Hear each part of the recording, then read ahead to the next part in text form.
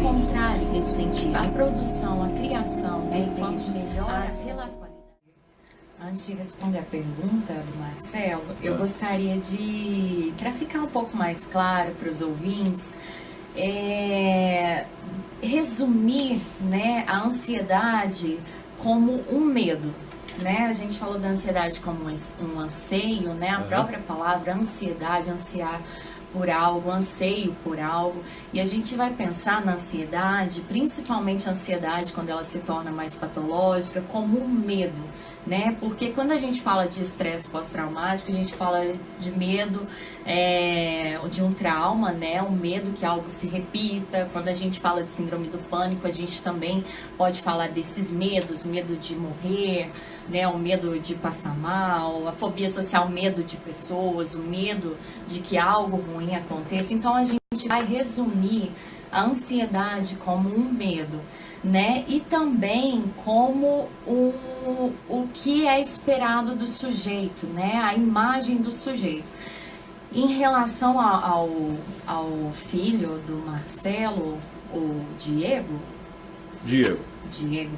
e a gente pode perceber que é muito comum sim nos jovens, principalmente nessa fase, né, em que eles estão em busca de uma carreira, de uma aprovação. O próprio nome, né, ser aprovado, já é algo que é esperado do sujeito. Uma aprovação, aprovado a alguma coisa. Exatamente, né? Então tem a questão da aprovação, como o sujeito lida, né, diante dessa possibilidade de ser aprovado ou não. É claro que gera um estado de ansiedade em todos os sujeitos, né, que passam esse momento da vida, e em alguns momentos isso se torna mais intenso, né, podendo desenvolver algumas psicopatologias, mas nem sempre, talvez seja só um momento em que a ansiedade se intensifica e depois ela diminui.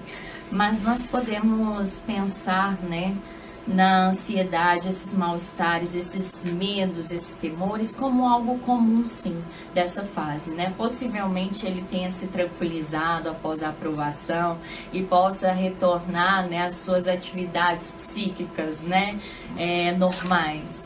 Mas a gente não vê isso nem sempre como uma patologia, não. É comum nessa fase e diante da questão da aprovação ou não. Muito bem, conforme você falou mesmo, a ansiedade daria um compêndio aí com 600 páginas, um livro, né?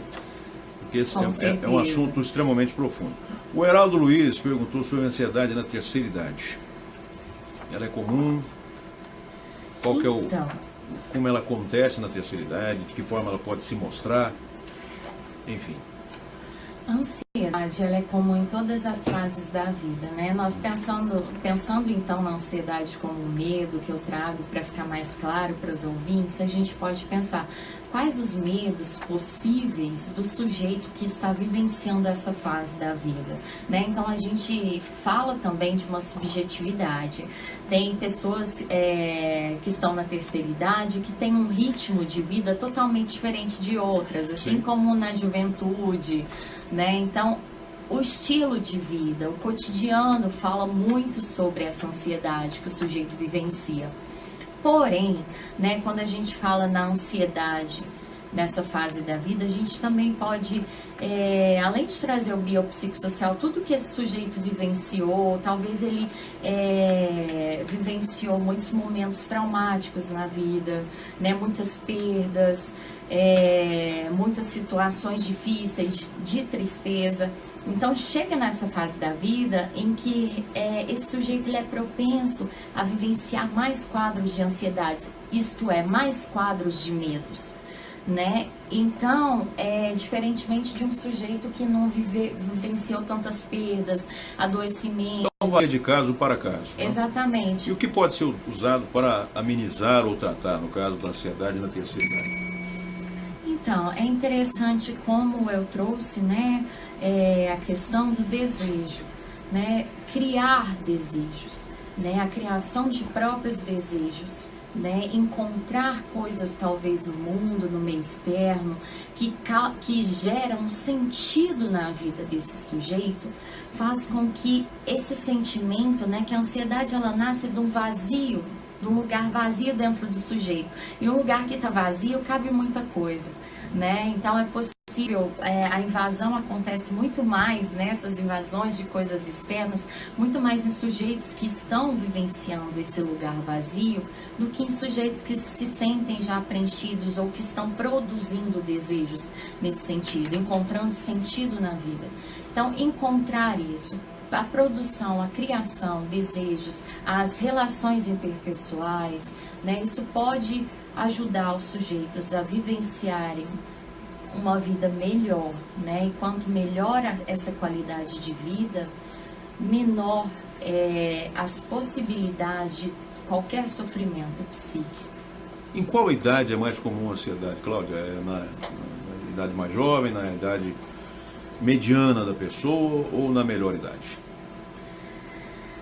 Essa é uma pergunta muito complexa, no sentido de que vivenciar em um mundo hoje, né, a gente não pode dizer que existe uma fase da vida em que ela é mais presente, porque isso seria errôneo falar sobre isso, em vista de que a própria sociedade, como eu disse anteriormente, que nós vivemos hoje, ela é uma sociedade ansiosa, ela é uma sociedade de excessos, né, em que os sujeitos cada vez mais eles têm estímulos no mundo externo, né, que a gente pode dizer que faz com que os sujeitos funcionem psicologicamente, mentalmente muito mais rápido que em outros momentos da vida, né, cobranças maiores, cada vez mais cobranças, cada vez mais rapidez, né, a gente vê hoje, a gente fala do fast food, a gente fala, um exemplo que eu sempre gosto de dar, de uma carta que há muitos anos era enviada pelo correio,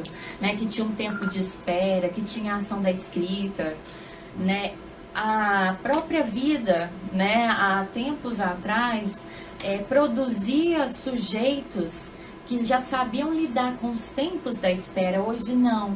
Hoje as pessoas se comunicam rapidamente, velozmente pelo Facebook, pelo WhatsApp. Eu acho o Facebook muito lento, eu prefiro o WhatsApp.